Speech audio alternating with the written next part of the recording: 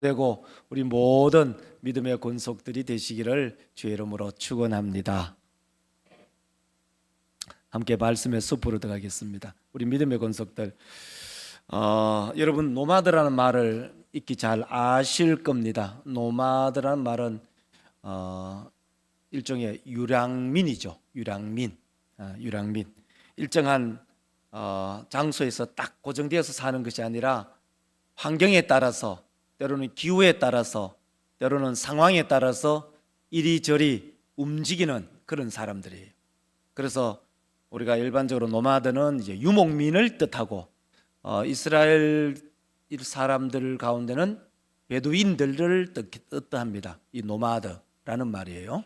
근데 이 노마드라는 말이 단순히 고대에만 있었던 것은 아니에요. 현대에도 노마드가 얼마나 많은지 쉽게 말해 이런 거예요. 여러분 카페에 가보면, 커피숍 가보십시오. 커피숍 가보면 요즘 젊은이들은요, 노트북 하나 딱 하나 들고 모든 작업을 합니다.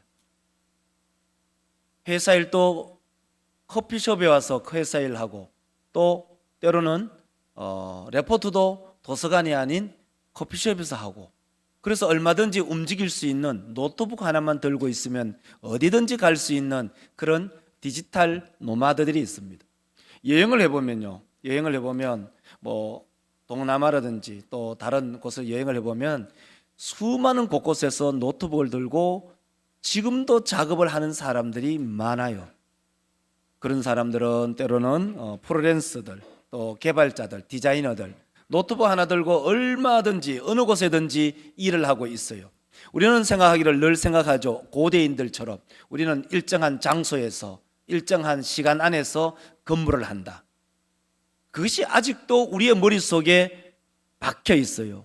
마치 공부는 도서관에서만 한다. 이제 그런 생각을 우리는 탈피해야 된다는 거죠. 우리는 젊은 세대들과 함께 소통해야 되고, 우리는 젊은 세대들과 청년들과 함께 이해하고 공감하고 공존해야 되는 시대에 우리는 살아가고 있습니다.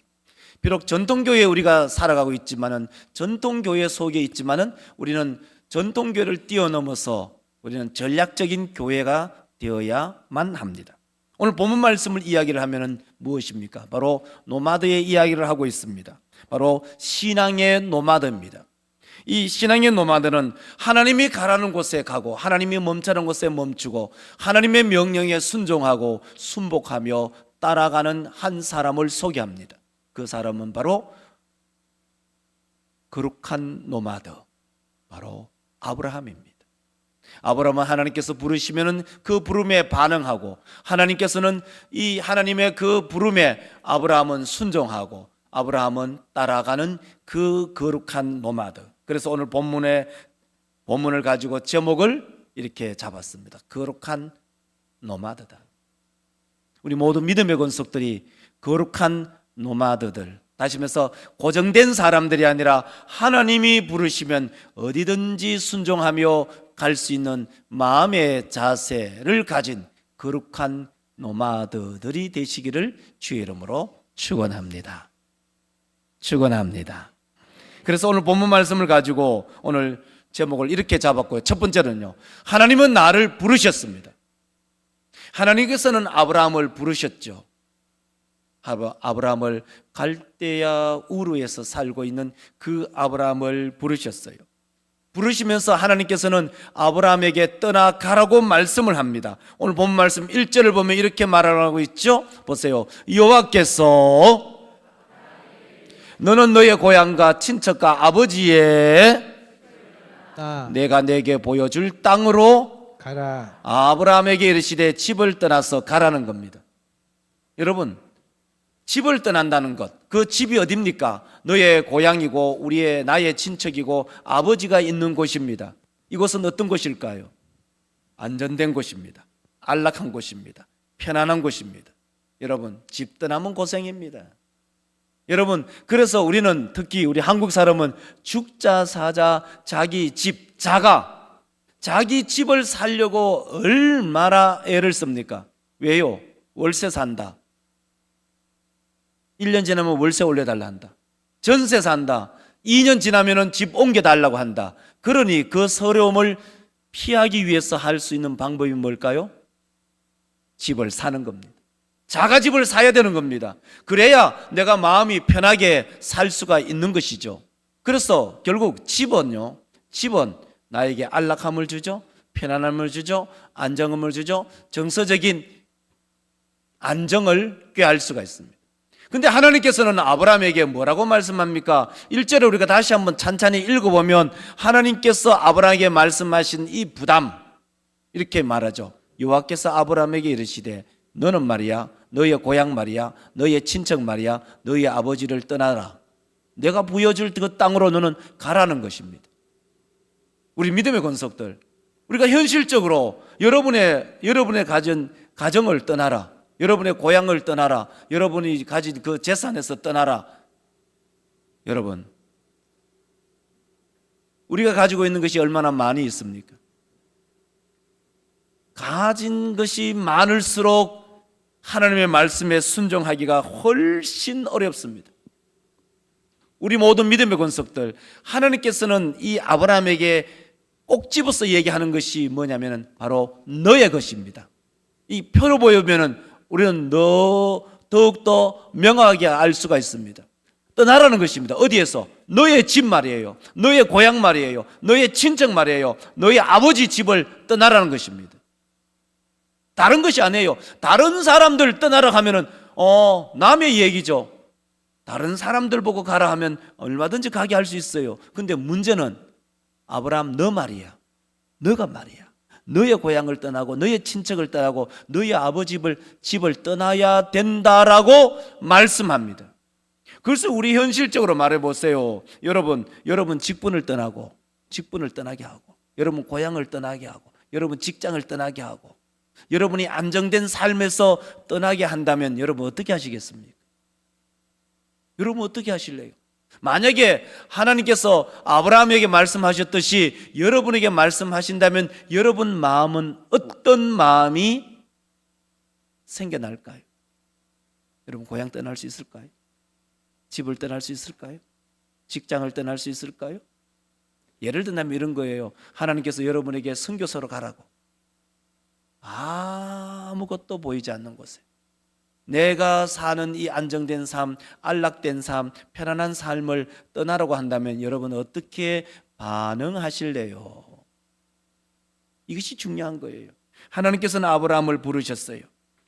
아브라함이 있는 장소가 어떤 곳이냐 보면은 여호수아서 24장 2절에 보면 이렇게 말합니다. 여호수아가 모든 백성에게 이르되 이스라엘의 하나님 여호와께서 이같이 말씀하시기를 옛적에 너희 조상들 곧 아브라함의 아버지 나홀의 아버지 데라가 강 저쪽에 거주하여 다른 신들을 섬겼으나 아브라함의 아버지나 나홀의 아버지 누가? 데라죠. 데라가 강 저쪽 유브라테스 강을 말합니다. 유브라테스 강에서 거주하면서 살 때 그때 뭘 했느냐? 다른 신을 섬겼대요. 그래서 이것을 엄밀하게 얘기한다면 이렇게 말합니다. 여러분, 즐거움과 재미있는 것은 차이가 있어요. 즐거운 것, 재미있는 것. 여러분, 재미있는 것은요, 대체로 죄가 있어요. 죄가 있는 곳에 재미가 있어요. 여러분, 고스톱 치면 재미있잖아요. 성경 읽으면 어때요? 힘들잖아요. 여러분, 드라마 보면 어때요? 재미있잖아요. 찬송 부르면 어때요? 힘들잖아요. 여러분, 영화 보면 어때요? 재미있잖아요. 그러면은 기도하면요, 같은 영화 시간 2시간이고 기도 시간 2시간이면 어떤 것이 여러분 더 재미있나요? 재미있는 곳에요? 죄가 많아요. 우리 믿음의 권속들이요, 이 아브라함에게는 어느 곳에 있었느냐? 아브라함은 바로 자기 아버지 데라가 살던 그 집에는 제약된 곳이었어요. 우상 숭배가 있던 곳이었어요. 우상 숭배 있는 곳에서 하나님께서 떠나라고 말씀합니다. 그러면은 이 아브라함은 어떻게 했을까요? 아브라함은요, 그 말씀을 순종했어요. 오늘 본문 말씀 4절을 보면 이렇게 말하죠. 이에 아브라함이 여호와의 말씀을 따라갔고 롯도 함께 그와 갔으며 아브라함이 하란을 떠날 때에 75세였더라. 야, 우리 믿음의 권속들, 아브라함이 여호와의 말씀을 따라갔대요. 75살에. 우리는 75세 같으면 우리는 연세가 높으시다고 해서 아무것도 못한다고 얘기합니다. 아브라함은 하나님이 떠나라고 할 때 그 말씀에 어떻게 했을까요? 적극적인 순종을 했다는 거죠. 우리 믿음의 성도들, 하나님께서 우리 믿음의 권속들에게 재미있는 곳은 대체로 죄악이 있는 곳이에요. 재미있는 곳을 떠나라고 하면 여러분, 적극적인, 즉시 순종하는 우리 믿음의 권속들이 되시기를 주의 이름으로 축복합니다. 재미있는 곳, 내가 즐기는 곳, 내가 재미있는 것을 떠나라고 할 때 우리 믿음의 권속들 즉각적으로 순종하는, 오늘 4절 말씀 것처럼 아브라함이 여호와의 말씀을 따라갔고, 여러분 4절 한번 다시 빨간 글씨만 읽도록 하겠습니다. 빨간 글씨 시작.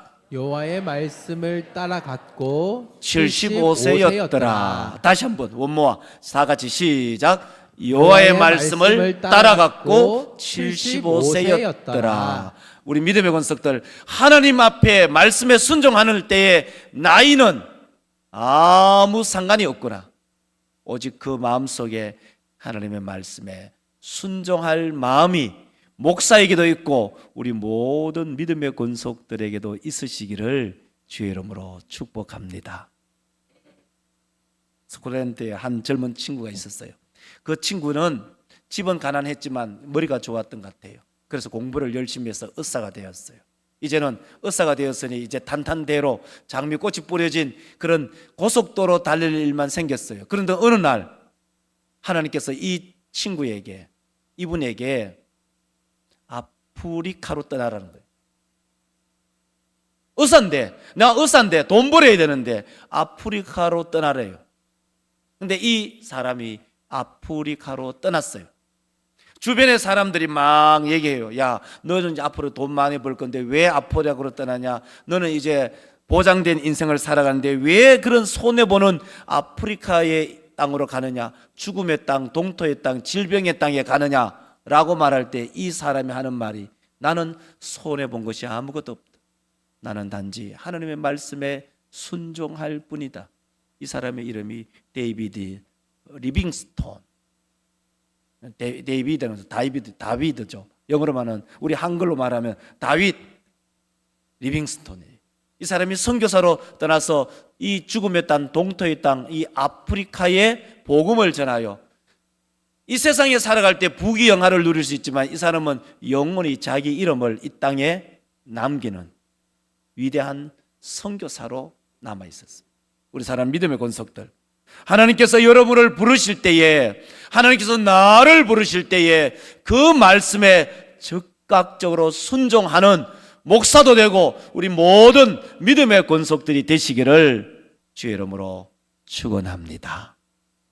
그러면 두 번째로, 나를 부르심의 그 목적이 뭘까? 다른 말 할까요? 하나님께서는 아브라함을 부르신 목적이 뭘까? 왜 하나님께서는 아브라함을 부르셨을까 하는 것입니다. 오늘 본문 말씀 2절을 보면 이렇게 말합니다. 내가 너로 큰 민족을 이루고 내게 복을 주어 내 내 이름을 창대하기리니 너는 복이 될지라. 하나님께서 왜 아브라함을 부르셨을까? 부르시는 그 목적이 뭘까? 큰 민족을 이루고 복을 주고 이름을 창대하고 복의 근원이 되게 하는 그 목적이 하나님에게는 있었던 거예요. 근데 그 사용하는 사람이 누구냐? 바로 아브라함이었다는 것입니다. 우리 믿음의 권속들, 하나님께서 우리를 부르실 때는 하나님의 그 목적이 있음을 기억하시기를 주의 이름으로 축원합니다. 하나님께서는 우리를 아무 따라 부르는 것이 아니라 하나님께서는 우리를 향하신 그 목적이 있기 때문에 우리를 부르셨고, 하나님께서는 아브라함을 부르신 그 목적은 큰 민족을 이루고 뿐만 아니라 복을 주어서 이름이 장대하게 하고 복의 근원에 되는 사람이 되기 위해서 하나님께서는 아브라함을 부르셨고 우리를 부르셨습니다. 다른 말로 하면 하나님께서는 우리를 망하게 하려고 하는 것이 아니라 하나님께서는 우리에게 복을 주시기 위해서 우리를 부르셨음을 믿는 우리 믿음의 성도들 되시기를 주의 이름으로 축복합니다. 아멘. 하나님께서는 우리를 부르신 이유는 우리를 복되게 하시기 위해서 그렇습니다. 그래서 우리 믿음의 권속들, 그러면 우리가 복의 통로가 되기 위해서는 우리는 어떻게 해야 할까? 이제 한 가지가 있습니다. 그것은 바로 끝까지 순종하는 것입니다. 오늘 본문 말씀 5절을 보면 이렇게 말합니다. 아브라함이 그의 아내 사라와 조카 롯과 하란에서 모은 모든 소유와 얻은 사람들을 이끌고 가나안 땅으로 가려고 떠나서 마침내 가나안 땅에 들어갔더라. 아브라함은요 갈대 우르에서 하나님의 부르심을 받고 하란에서도 머물다가 하나님의 명령을 다시 기억해서 끝까지 순종하는, 다시 말해서 마침내 가나안 땅에 들어가는 아브라함의 모습을 보여줍니다. 우리 믿음의 권속들, 신앙생활을 하기가 때로는 쉽기도 하고 때로는 어렵기도 합니다. 때로는 우리 주일학교 선생님들, 교사들이잖아요. 연초에 임명을 받아서 그 1월 첫째 주부터 52주까지 끝까지 갈 수 있는 것이 어떤 분은 굉장히 쉽기도 하고 어떤 분은 굉장히 어렵기도 합니다. 그런데 중요한 것이 뭐냐? 끝까지 순종하는 것, 끝까지 나의 직분을 완수하는 것, 끝까지 나의 갈 길을 달려가는 것. 하나님께서 나를 부르셨을 때 그 부름에 응답하고 그 부름에 끝까지 완수하는 그러한 우리 모든 믿음의 권속들이 되시기를 주의 이름으로 축복합니다. 아멘. 얼마 전에 우리가 은퇴식을 했잖아요. 우리 정년 은퇴, 우리 대한예수장로회 합동측에는 70 정년 은퇴가 있잖아요. 그 70 정년 은퇴까지 끝까지 사명을 완수하신 것. 여러분, 누구나 사람에게는 다 사정이 있어요. 사정 없는 사람이 어디 있겠어요? 무덤마다 이유가 다 있잖아요. 그거 마찬가지예요. 우리 믿음의 성도들, 우리에게 주어진 사명을 끝까지 완수하는 참 목사도 되고 우리 모든 믿음의 권속들이 되시기를 주의 이름으로 축원합니다.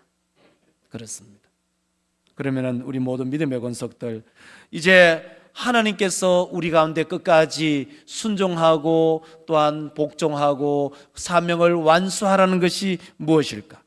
바로 이 땅에 복을 흘려 보내는 것입니다. 그것은 바로 모든 민족에게 복음을 전하는 것입니다. 마태복음 28장 20절을 보면 우리 가운데 이렇게 들려줍니다. 내가 너에게 분부한 모든 것을 가르쳐 지키게 하라. 볼지어다 내가 세상 끝날까지 너희와 항상 함께 있으리라 하시니라. 아멘. 우리 믿음의 권속들 빨간 줄을 다시 한번 읽어보겠습니다. 다 같이 시작. 모든 것을 가르쳐 지키게 하라. 여기는 두 가지가 있어요. 하나는 가르치는 것이고 하나는 지키게 하는 것이에요. 여러분, 가르치는 것, 가르친다고 해서 다 끝나는 것이 아니에요. 우리 주일학교 선생님들이 계시지만은 우리 아이들에게 하나님의 말씀을 가르쳤다, 가르친 것으로 끝나고 완전히 이루는 것이 아니라 그 가르친 것을 지킬 때까지 가르치는 거예요. 그래서 어떻게 보면 설교는요, 너무 많은 것을 장황하게 얘기할 건 없어요.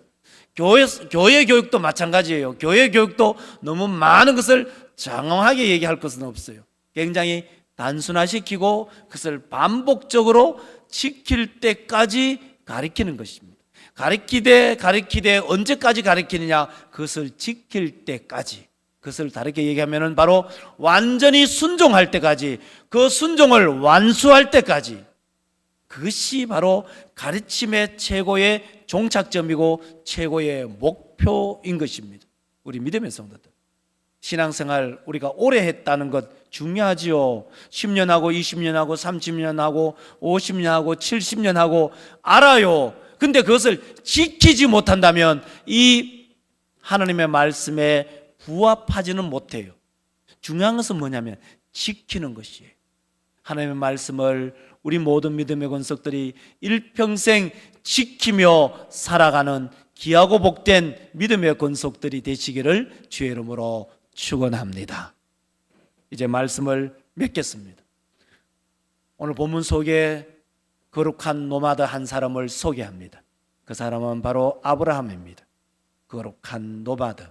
노마드는 일정한 장소에서 머물면서 정착하며 살지는 않습니다. 왜냐하면 하나님께서 가라시는 곳에 가기 때문입니다. 하나님이 명령하시면, 하나님이 부르시면 거기에 적극적으로 순종합니다. 하나님께서는 왜 아브라함을 부르셨을까요? 부르신 그 이유가 무엇일까요? 바로 아브라함의 이름을 창대하게 하고 복을 주기 위해서, 그리고 이 아브라함을 통해서 많은 사람이 복을 받게 하기 위해서입니다. 순종을 하되 언제까지 순종을 하느냐? 그것은 바로 끝까지 순종하는 것입니다. 우리가 죽을 때까지, 아니면 우리 주님께서 이 땅에 오실 때까지 하나님의 말씀을 순종하고 지켜나가는 우리 모든 거룩한 노마드의 인생을 살아가는 귀하고 복된 믿음의 권속들이 되시기를 주의 이름으로 축원합니다. 아멘. 기도합시다.